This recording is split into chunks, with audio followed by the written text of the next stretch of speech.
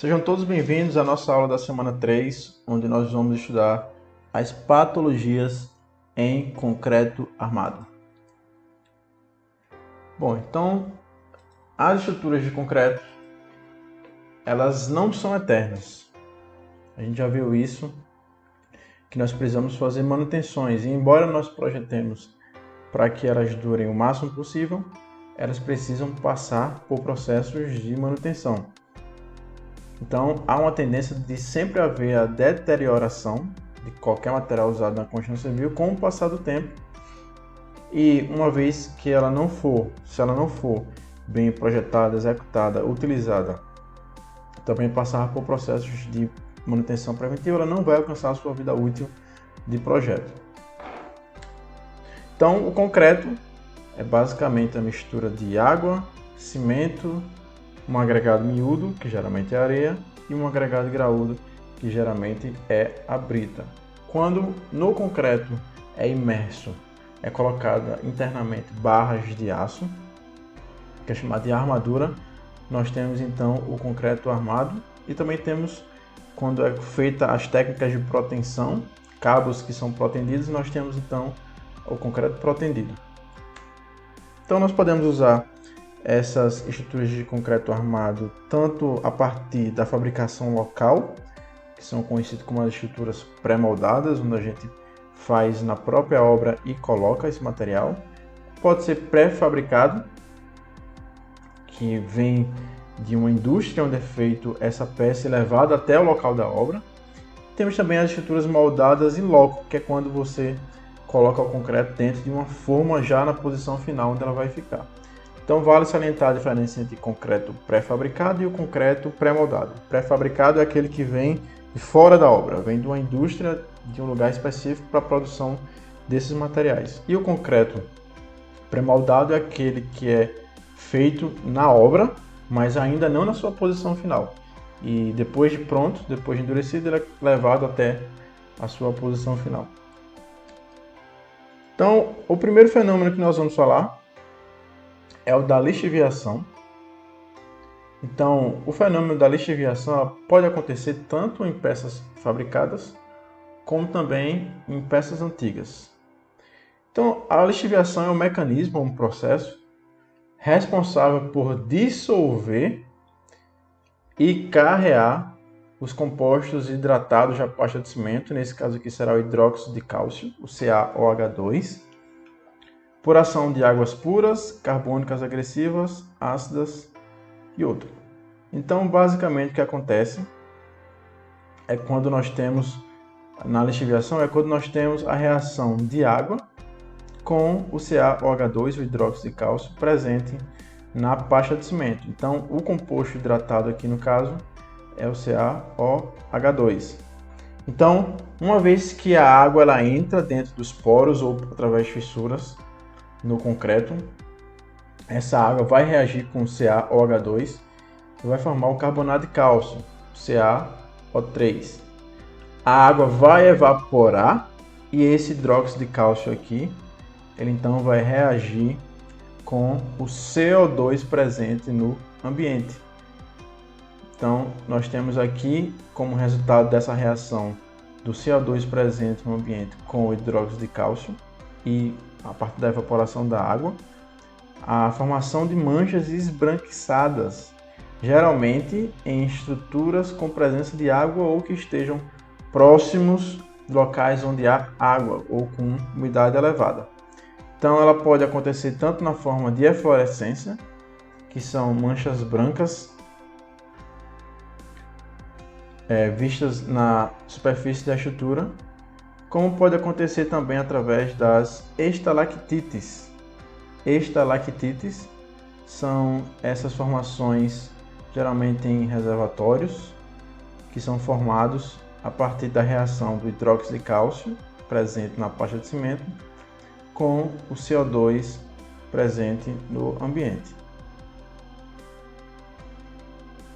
Então a origem da lixiviação pode ser um projeto mal dimensionado, onde há formação de fissuras por falhas de projeto e aí pode entrar água através dessas fissuras. essa água vai reagir com CaOH2, hidróxido de cálcio, vai precipitar na forma de carbonato de cálcio, que é o CaOO3. Essa água vai evaporar e nós vamos ter então a reação do gás carbônico, que é o CO2, o dióxido de carbono, com o hidróxido de cálcio formando essas manchas esbranquiçadas. Como também a gente pode ter falha na execução, através da falha no lançamento. Então não houve vibração adequada, não houve cura adequada, houve exudação, formou-se fissuras, e essas fissuras acabaram sendo frentes de entrada de água e nós tivemos assim, podemos ter assim um processo de lixiviação. Então o prognóstico, ou seja, aquilo que pode acontecer, é que com o tempo pode haver a diminuição da resistência do concreto. Todavia, algumas pessoas acham que o fenômeno da lixiviação manifestado através da eflorescência ou da estalactite é apenas um fenômeno estético, mas não. A presença de eflorescência indica que pode haver perca de alcalinidade. O que é que acontece? O hidróxido de cálcio é o elemento colocado na fabricação de cimento de forma que mantenha-se o pH do cimento na ordem de 12,3 a 13,5, ou seja, um pH básico. E a adição de hidróxido de cálcio tem a função de proteger a armadura de aço que é colocada dentro do concreto contra a corrosão, uma vez que ambientes ácidos aceleram o processo corrosivo. Então, a prevenção. Para a gente evitar o fenômeno da lixiviação, recomenda-se restringir a fissuração, de forma que se limite a quantidade de água que possa entrar e reagir com o hidróxido de cálcio presente no cimento, de forma a minimizar a infiltração de água, cimentos com adições e impermeabilizantes na superfície de concreto. Então, elementos presentes em impermeabilizantes também podem reagir e formar esse precipitado que causa a lixiviação.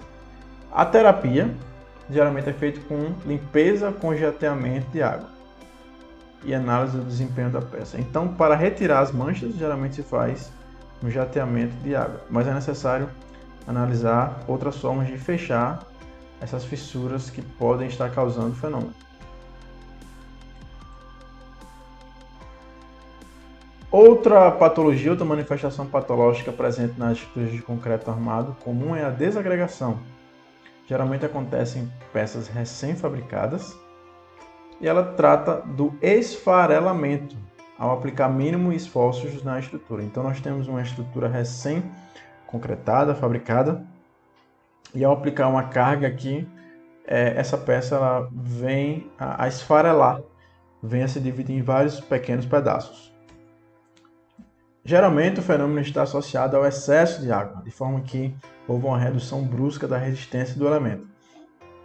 Mas também o problema pode estar associado à correta ou à não correta dosagem desse concreto, onde ele não atingiu resistência adequada. Então é muito comum nós vermos esse tipo de esfarelamento em pavimentos, onde a gente tem a presença de cargas e o consequente esfarelamento desse concreto. Então aqui uma foto onde nós podemos ver a presença do esfarelamento, mas de forma pontual, uma vez que aqui houve uma aplicação de uma carga, pode ser simplesmente a carga da passagem de algum transporte de pessoas e formou então essa cratera que é caracterizada por esse esfarelamento. Então pode ser um problema na falha no lançamento, na execução, falta de vibração correta, como também pode ter sido causado por material de má qualidade. Então não houve a dosagem correta ou houve uso de materiais inapropriados. Então é um problema de origem física. E o prognóstico é que com o tempo pode haver a diminuição da resistência do concreto, porque nós temos ali, nesse caso aqui, essa camada estando a camada mais interna, mais passível de problemas, uma vez que essa camada mais externa ela está deteriorada. Então, para a gente prevenir essa questão da desagregação, nós temos que controlar a quantidade de água. Sabemos que a água é um elemento que pode diminuir a resistência do concreto, então é preciso ter muito cuidado, principalmente com o fator água e cimento. Obedecer ao traço na hora da fabricação do concreto, evitar cimento vencido ou aberto, que vai ter problemas com pega, evitar concreto vencido, isso é uma coisa importante na obra também, o concreto ele tem um tempo máximo para que ele possa ser aceito, principalmente os que são comprados através de usinas, e evitar o adensamento excessivo. Então a vibração também é um problema que pode acontecer. Uma vibração excessiva é um problema, então nós precisamos ter cuidado para controlar a questão da água e também do traço para que a gente não tenha o problema da desagregação. Então a terapia, ou seja, o tratamento, se for por falta de cimento, então o concreto bem enfraquecido, retirar até a camada esfarelada e refazer. Se for por excesso de água, então a gente pode aplicar uma nata de cimento na superfície para fortalecer a ligação. Então nós temos então a desagregação. Outro problema muito comum, muito verificado em obras de concreto armado, são os nichos de concretagem ou ninhos. Há quem chame de ninho, há quem chame de nicho. Então geralmente acontece, é visto já em peças recém-fabricadas.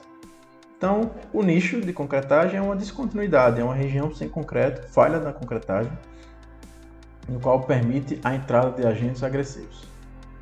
Então na obra também é conhecido como bicheira ou falha no concreto. Então nós temos aqui um exemplo de um nicho de concretagem. Então a gente tinha uma forma de concreto de madeira aqui, ou metálica, e após a concretagem, quando retirou-se a forma, foi observado então esse problema aqui, geralmente causado pela falta de vibração. Mas a gente vai ver que podem haver outros problemas associados também. Como esse exemplo aqui, onde nós não temos um espaçamento entre as barras. Então a NBR 6118 ela estabelece um espaçamento entre as barras, de forma que haja concreto, não haja problemas associados a nichos de concretagem. Então nós temos barras tão próximas aqui que o concreto não conseguiu chegar à superfície, ao contato com a forma. Então o grande problema do nicho de concretagem é que a armadura fica exposta à ação de umidade e pode haver uma corrosão futura. Então pode ser um projeto mal dimensionado, com as barras de aço pouco espaçadas ou com diâmetros muito grandes, ou execução, a falha no lançamento. Pode ser que o projeto esteja muito bem feito, mas na hora da execução não houve a correta vibração do concreto. Então é um problema físico, e o prognóstico é que esses nichos de concretagem podem permitir a entrada de umidade e agentes agressivos que provocam corrosão na armação. Então, para a gente evitar esse problema, profilaxia, a gente deve usar os vibradores corretamente. Existe um ângulo de aplicação, a gente não deve colocar ele totalmente perpendicular, mas sim com a inclinação em relação à forma.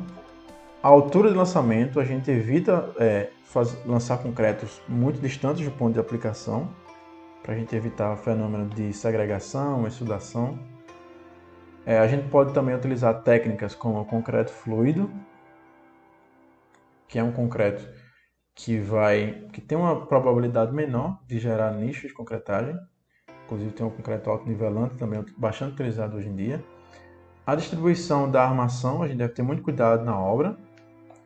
Se utilizam espaçadores para que a gente tenha um cobrimento mínimo, uma distância mínima entre a armação e a forma, para que a gente tenha um espaço ali para que o concreto consiga entrar. Estanqueidade da forma, para que não haja vazamento da nata de cimento, e também o tamanho do agregado. A gente tem um cuidado para observar a norma em relação ao tamanho do agregado, para que a gente não utilize um agregado de graúdo muito grande que impeça a correta colocação do concreto dentro da forma. Então, quanto à terapia, se for superficial, só basta a gente colocar uma argamassa de cimento areano de traje 1:3. Se for um nicho de maior profundidade, a partir de 3 centímetros, nós precisamos colocar o concreto ou grout. E chegamos no problema clássico, o mais comum, principalmente em regiões de clima tropical, que é a corrosão. Então, o que é a corrosão? Corrosão é um processo de deterioração de um material, geralmente metálico. Então, como nós estamos falando aqui de concreto armado, nós utilizamos o aço, certo? E esse aço não é inoxidável, é um aço comum. Por ação química ou eletroquímica, geralmente a gente tem a questão eletroquímica, do meio ambiente, aliado ou não a esforços mecânicos. Então, o que é a corrosão? A corrosão simplesmente é a deterioração do aço por um processo eletroquímico. Então, uma informação interessante é que em estruturas completamente saturadas, ou seja, aquelas que estão debaixo d'água e que estão sempre sob a ação da água, não há o processo de corrosão, porque não há oxigênio. Então, para haver o processo de corrosão, a gente precisa de água, ar, área anódica, uma área catódica, que são a parte positiva e negativa, como se fosse uma pilha, polo positivo, polo negativo, um condutor, que é a armadura, e um eletrólito, que é a solução aquosa de concreto. Então, é o concreto que está ao redor dessa barra de aço. Como as estruturas marítimas, como esse caso aqui, não tem a presença de ar suficiente para gerar corrosão, então a gente não se preocupa com corrosão. Então, gente, a corrosão nada mais é do que um processo eletroquímico, onde a gente tem uma zona anódica, que é uma zona com uma baixa concentração de oxigênio, e uma zona catódica. Então, é como se fosse uma zona positiva e negativa. Então, nós temos aqui os elétrons se movendo da zona anódica em direção à zona catódica, porque existe aqui um diferencial de potencial, um ADDP, como a gente viu nas instalações elétricas. E a passagem de elétrons da zona anódica para a zona catódica através de um condutor, que aqui é a barra de aço, vai gerar o processo de corrosão. Então vai ficar com deficiência de elétrons. Então o processo acontece da seguinte maneira. Primeiro, nós temos a penetração da água de umidade aqui no concreto, muito lentamente, geralmente através de pequenas fissuras que nós temos aqui, ou de poros. Então a água vai entrar por aqui. Quando essa água atingir a armadura, o processo de corrosão ele é expansivo, então logo ele vai formar uma fissura ao redor dessa barra. E essa fissura vai ser um meio de entrada de mais umidade. Então depois nós vamos ter, continuando o processo, como é um processo expansivo, então a barra ela vai aumentando de tamanho. Então há um lascamento do concreto aqui nessa região. E a corrosão ela começa a ficar mais acentuada, porque agora nós temos uma frente mais suscetível à entrada de umidade. Como eu falei para vocês, a corrosão ela acontece na presença de água, ou umidade do ar, mais ar. Como nós temos aqui uma área mais suscetível à presença de água e ar, nós temos o agravamento da situação. E por último, nós temos o lascamento acentuado e redução significativa da seção da armadura. Então, um critério para nós sabermos se uma estrutura está comprometida pelo processo de corrosão é: houve perda da seção transversal, houve perda do material. Caso tenha havido perda, então nós dizemos sim, essa estrutura está comprometida, ela está suscetível ao colapso dependendo do grau de perda de seção. Caso ela ainda esteja no nível só superficial, ainda não tenha havido, você não consegue arrancar com o dedo, então se ela for só superficial, então ela não tem ainda um grau de perigo elevado em relação a danos como um colapso na estrutura, por exemplo. Basicamente, há dois tipos de corrosão. A corrosão localizada, que é conhecida também como localização por PITES, P-I-T-E-S, como também a corrosão generalizada. Geralmente, nas estruturas de concreto armado, nós temos a corrosão generalizada, devido ao processo que eu vou explicar já de carbonatação. Então, nós temos aqui fotos de estruturas que sofreram corrosão. Então, quanto mais suscetível, quanto mais agressivo é o ambiente em relação à umidade, em relação a sais, a acidez, nós temos uma tendência maior do processo de corrosão. Então, primeiramente nós temos aqui a entrada lenta de água, depois essa água ela vai atingir a armadura, o processo é expansivo, então vai começar o processo eletroquímico de troca de elétrons, então essa barra vai começar a expandir, vai começar a gerar fissuras, depois ela vai se expandir mais ainda, vai ultrapassar a resistência do concreto à tração, que ela está tracionando, ela vai começar a lascar o concreto, literalmente.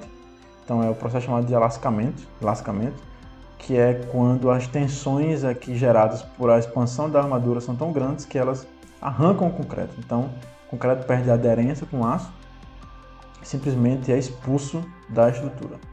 Então aqui, muito comum. Aqui nós temos outro exemplo de corrosão que gerou o desplacamento do concreto. Então, pode ser falha, a corrosão pode ser originada a partir de falha de projeto, onde não houve o atendimento do cobrimento mínimo baseado na classe de agressividade ambiental. Pode ser uma falha de execução, onde não se observou o cobrimento mínimo na hora de executar. O que é o cobrimento? O cobrimento é a distância da face do elemento estrutural até o início da armadura. Então, geralmente é de 2 cm, 3 cm, 4 cm, para que o concreto, que tem um pH básico, porque é colocado nele cal já do cimento, ele é o elemento que vai proteger a armadura. Por isso que a gente precisa ter um cobrimento mínimo. Material de má qualidade, então é um material que não está legal quanto à porosidade, a porosidade pode estar muito alta. E uso e falta de manutenção, então a gente precisa sempre estar, o ideal é que a gente use até pinturas para proteger a armadura.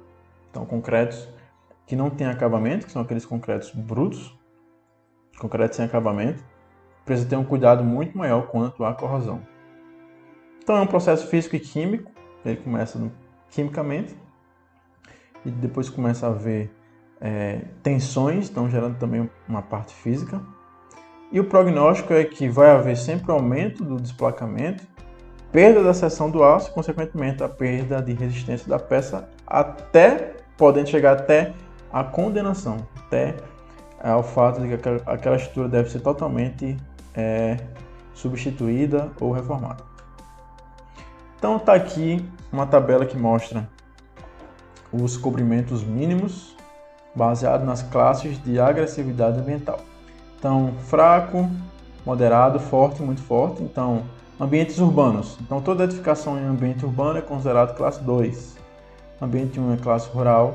Ambiente 3 é lugares onde tem salinidade. Ambiente 4, classe de agressividade ambiental 4. E quando nós temos respingos de maré, estruturas mais em contato diretamente com água. Então, nós temos aqui os elementos estruturais e aqui nós temos o cobrimento a ser atendido. Então, esses cobrimentos têm a função de evitar o processo de corrosão das armaduras. Outros dois problemas que podem haver nas estruturas de concreto armado são os ataques por carbonatação e os ataques por ação de cloretos. Então, a carbonatação acontece quando a reação do gás carbônico da atmosfera sobre o aço da armadura. Então, o CO2 ele vai primeiramente tentar entrar aqui na estrutura através de esporos, através de fissuras.